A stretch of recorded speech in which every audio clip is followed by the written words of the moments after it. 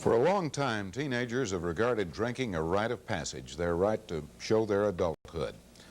Little's changed, as Kathy Barnsdorf found out when she talked to teens in Hampton Roads. Kathy?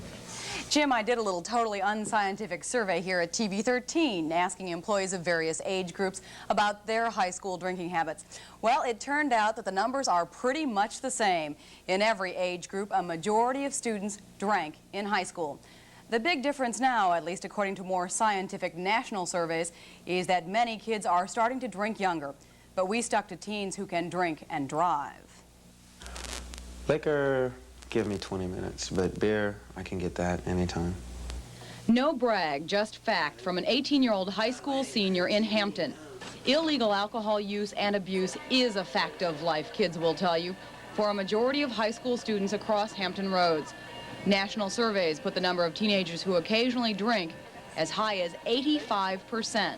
Drinking is accepted by kids, but not necessarily by parents. That's why we'll disguise two students we talked to, a senior and a junior. Every weekend, you know, we do something. My friends and I go out and we do something, whether it's to a party, whether it's just to a beach someplace, or whether it's just to a friend's house, you know, who doesn't have their parents around that evening, and we just sit around and drink. Most of the time, we just walk in and purchase it ourselves. If we can't do that, we have someone get it for us. Do they ID you? I have a fake ID in case they do. Roy agreed to show his face on camera for a reason. I think that someone needs to say, hey, it's wrong. I mean, I'm not saying that just because I drink and just because I do overdo it that it's right. All three are concerned, not necessarily about their own drinking, but about those who drive drunk. I know a lot of kids who drink and drive. A lot of my friends do. It really worries me sometimes, but then I can't be hypocritical because I do it myself. Does it concern you at all?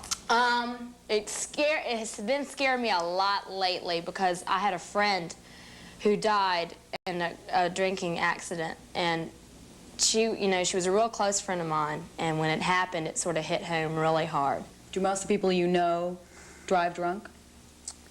No, that's mine. It's my particular fault. I feel stupid afterwards because, you know, there's been times when I've taken people who were drunk home, and I was drunk. And I think about it, that's real cool, you know, real cool. Two drunk people in a car, anything could happen. But it's not just taking friends home that puts drunk kids in the driver's seat. Nationwide polls show 50% of all high school students drink in cars. You can see it in parking lots all over this area. And even some of the teenagers say the police don't prevent it. They seem to be a little more lenient when you get your holidays coming around, and some holidays when you get out of school or other things like that. But most of the time they are a little lax. Kathy, are we as a society making any progress at all in this problem? We really are. Kids are considerably more aware than I was and probably you were when you were in high school. And we'll tell you about some of those kids who are helping people become aware tomorrow. Look forward to that. Well, how long will summer in May hang around? Dr. Dwayne has the answer when we come